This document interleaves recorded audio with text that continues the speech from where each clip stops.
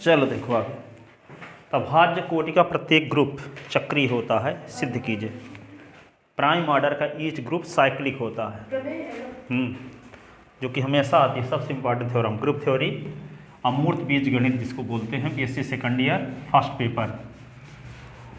Prime order का each group cyclic होता है, ठीक है। थ्योरम है, प्रूव दैट प्राइम ऑर्डर का ईच ग्रुप, प्रूव दैट अभाज्य कोटि का प्रत्येक ग्रुप, अभाज्य कोटि, प्राइम ऑर्डर इसको बोलते हैं, प्राइम ऑर्डर का ईच ग्रुप साइक्लिक होता है। साइक्लिक यानी चक्रीय, साइक्लिक होता है।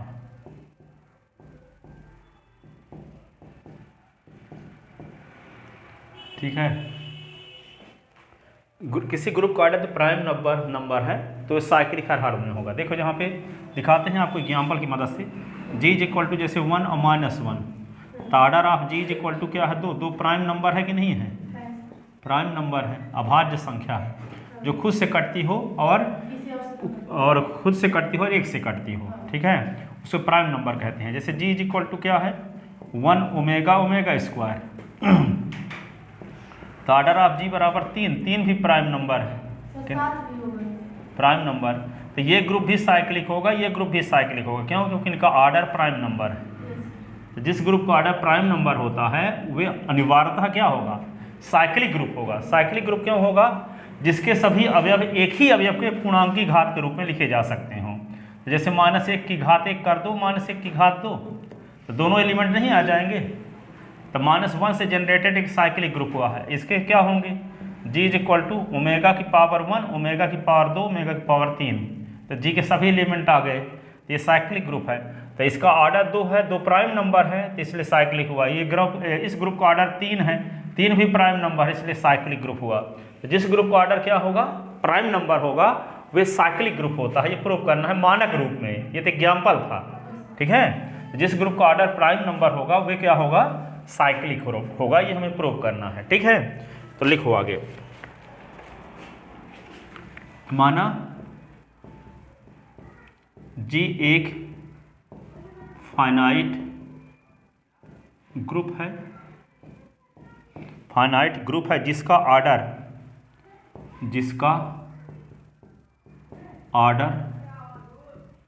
एक प्राइम नंबर p है, जिसका ऑर्डर एक प्राइम नंबर p है। देन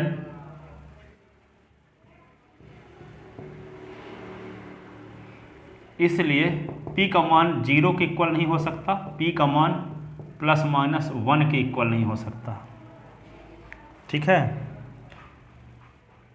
तथा p का डिवाइजर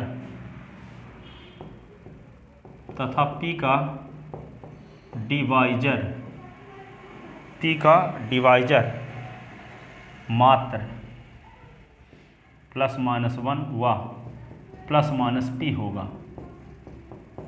+-1 और +-p होगा। क्योंकि order of g is equal to p, क्योंकि हाँ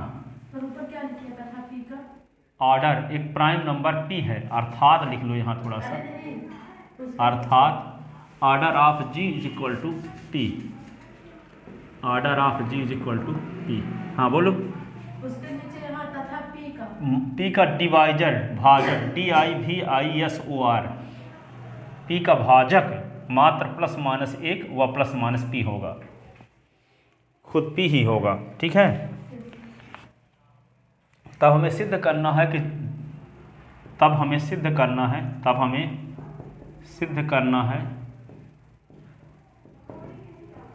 कि G एक साइक्लिक ग्रुप है, G एक चक्रीय समूह है,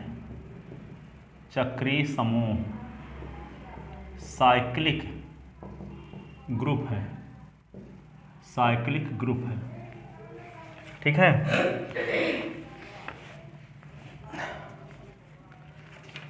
तो चूंकि order of ji is equal to P and P prime number है, पी प्राइम नंबर है, प्राइम नंबर है, इसलिए order of ji is greater than or equal to, G में कम से कम 2 अवयव होंगे, क्योंकि सबसे छोटी अभाज्य संख्या क्या होती है? 2 होती है।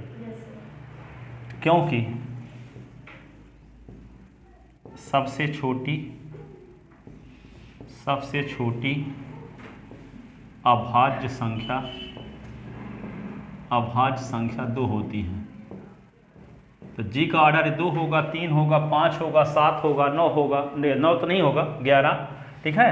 तो ग्रुप का ऑर्डर क्या होगा? कोई प्राइम नंबर होगी, तो प्राइम नंबर 2 से बड़ी होती है, 2 सबसे छोटी प्राइम नंबर होती है। तो order of ji is equal to 2, ठीक है। अब मान लेते हैं जी का एक अवयव लेते हैं, माना ए जी का तत्समक अवयव, तत्समक अवयव ई के अलावा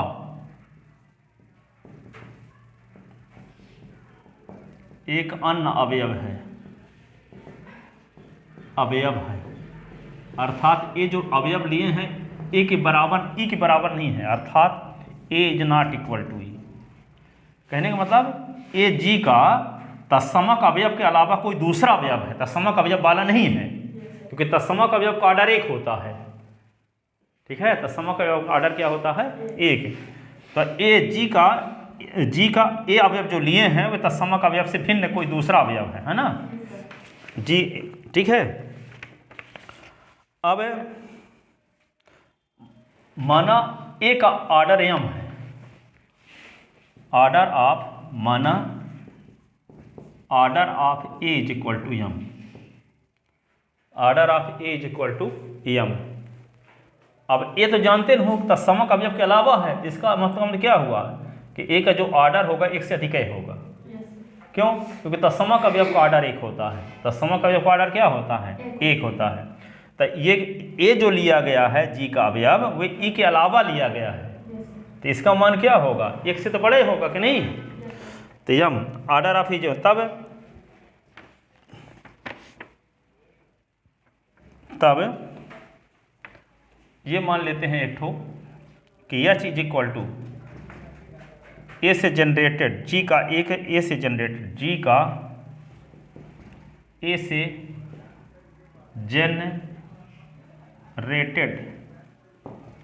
जनरेटेड साइक्लिक सब ग्रुप है, साइक्लिक सब ग्रुप है। S is equal to generated by A, G का ए से जनरेटेड एक साइक्लिक सब ग्रुप है। तो order of s is equal to, देखो हम जी का एक अवयव लेते हैं, कौन? ए, चूंकि तत्समक अवयव के अलावा है, और ए से जनरेटेड एच जो है, एच क्या है? ए से जनरेटेड जी का एक साइक्लिक सब ग्रुप है, साइक्लिक सब ग्रुप है, ठीक है। तो ए का ऑर्डर क्या है? ए का ऑर्डर है यम। तो हम एक थ्योरम पढ़ चुके हैं, किसी ग्रुप का ऑर्डर वही होता है जो इसके जनक का, ठीक है। तो यहाँ पे एच क्या है? ए से जनरेटेड साइक्लिक ग्रुप है, तो ए क्या हुआ? एच का जनक ना हुआ, और ए का ऑर्डर यम है तो एच का ऑर्डर भी क्या होगा? यम, ठीक है। तो चूंकि क्या लिखोगे? चूंकि एच ए से जनरेटेड साइक्लिक ग्रुप है, साइक्लिक सब ग्रुप है, साइक्लिक सब ग्रुप है, इसलिए एच का ऑर्डर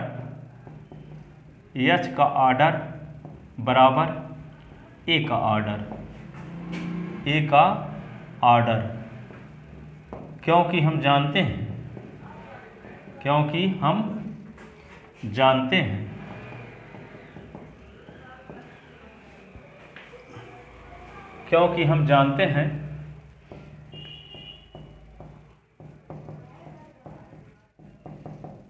क्या जानते हैं कि साइक्लिक ग्रुप का ऑर्डर वही होता है, क्योंकि हम जानते हैं कि साइक्लिक ग्रुप का ऑर्डर वही होता है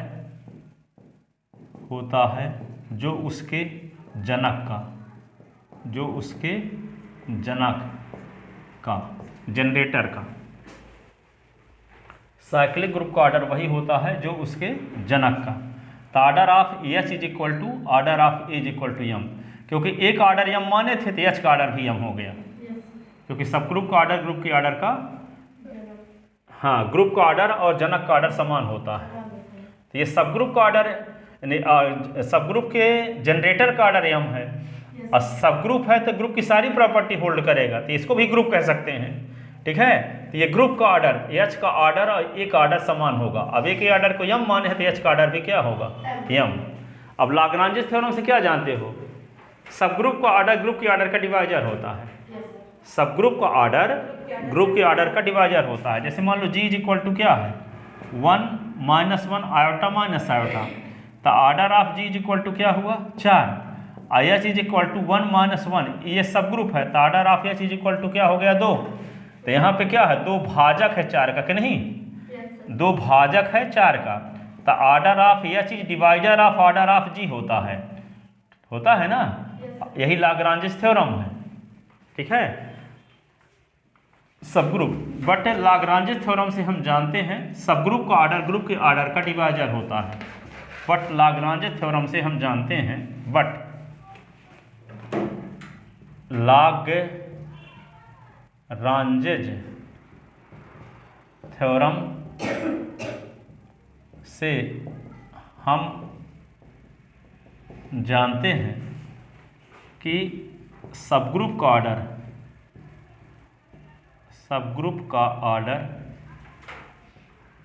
ग्रुप के ऑर्डर का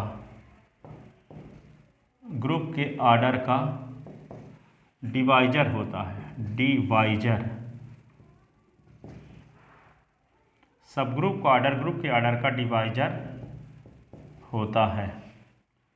लाग्रांज थ्योरम से हम जानते हैं सबग्रुप का ऑर्डर ग्रुप के ऑर्डर का डिवाइजर होता है। सबग्रुप का ऑर्डर ग्रुप के ऑर्डर का डिवाइजर होता है, अर्थात order of H is divisor of order of G. Order of H is divisor of order of G. ठीक है, तो ऑर्डर ऑफ एच को क्या माने हैं, एम ना, और ऑर्डर ऑफ जी को पी माने हैं। तो एम भाजक है पी का, एम भाजक है पी का।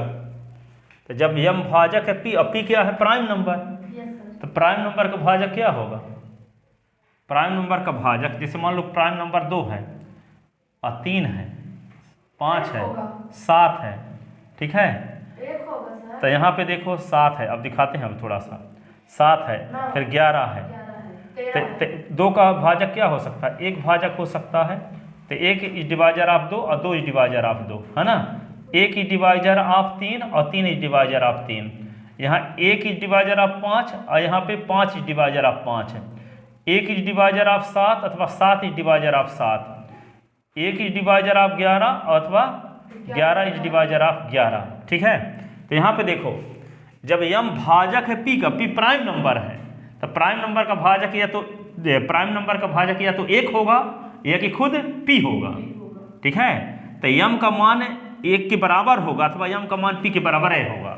ठीक है, तो यम का मान 1 के बराबर क्यों नहीं होगा, क्योंकि ए लिए हैं ग्रुप जी के तत्समक अवयव को छोड़कर अवयव ए लिए हैं।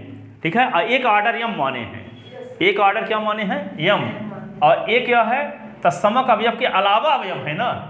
यदि तत्समक अवयव होता तो उसका ऑर्डर 1 होता। तो यहाँ पे तत्समक अवयव के अलावा, जैसे मान लो जी इज इक्वल टू लिए 1 - 1 आयोटा माइनस आयोटा, इसका तत्समक अवयव क्या है, 1। तत्समक अवयव क्या है, 1 है। तो 1 का ऑर्डर क्या होगा, 1 में पूर्णांक घात 1 लगाओगे तब तत्समक अवयव आता है। तो ऑर्डर ऑफ 1 बराबर 1 हुआ, लेकिन 1 के अलावा किसी अवयव का ऑर्डर 1 है, बताओ।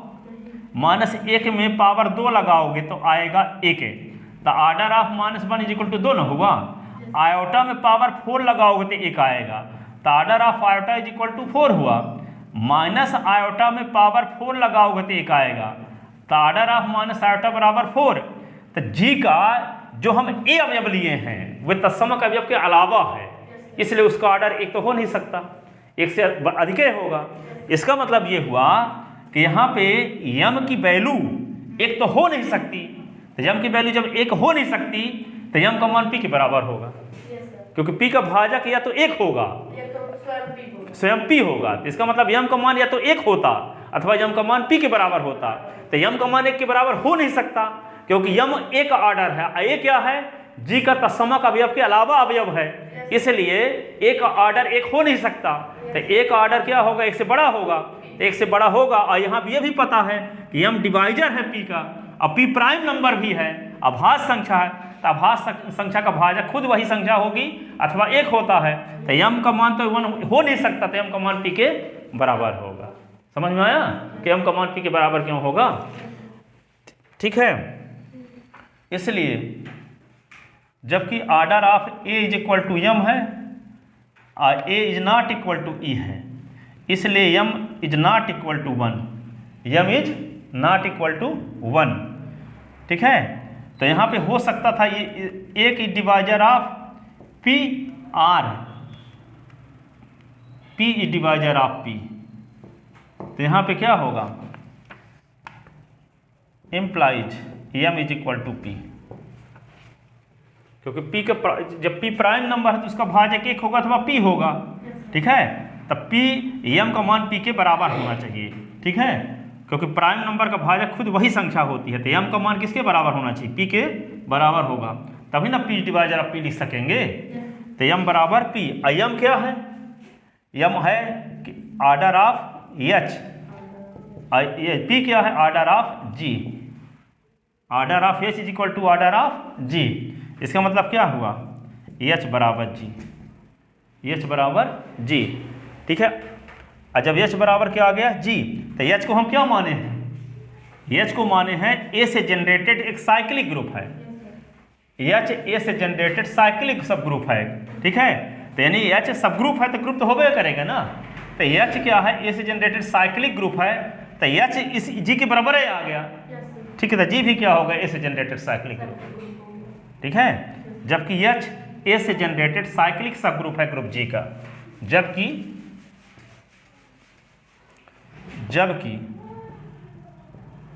एच ए से जनरेटेड जी का साइक्लिक सब ग्रुप है तथा एच जी के बराबर है, इसलिए जी भी ए से जनरेटेड साइक्लिक ग्रुप हुआ, अतः प्रमाणित हुआ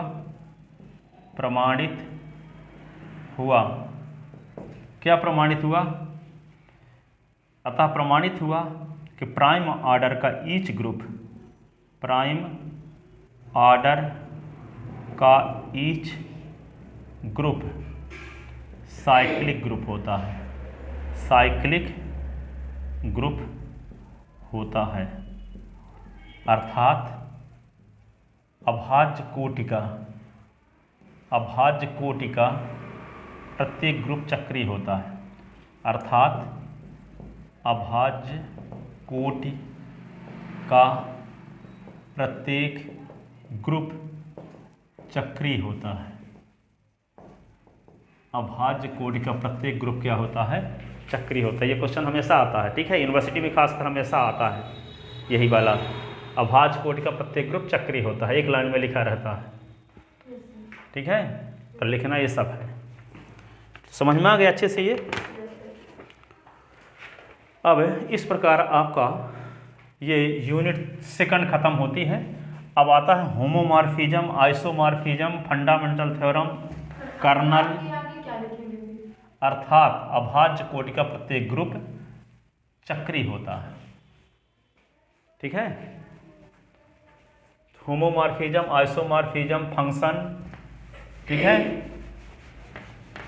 तो एकाएकी फलन, आच्छादक फलन, ये सब जानते हो ना, एक दिन बताए थे वैसे। एकाएकी फलन क्या है, आच्छादक फलन क्या है, ठीक है। हाँ, तो उसकी ज़रूरत पड़ेगी। Homomorphism, isomorphism, fundamental theorem, kernel of homomorphism, इन सबको पढ़ने के लिए, ठीक है। तुल्यकारिता, समाकारिता,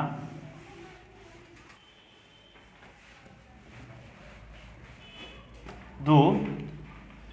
अब यूनिट 3 की शुरुआत कल से करेंगे। अब जाओ आज इतने पढ़।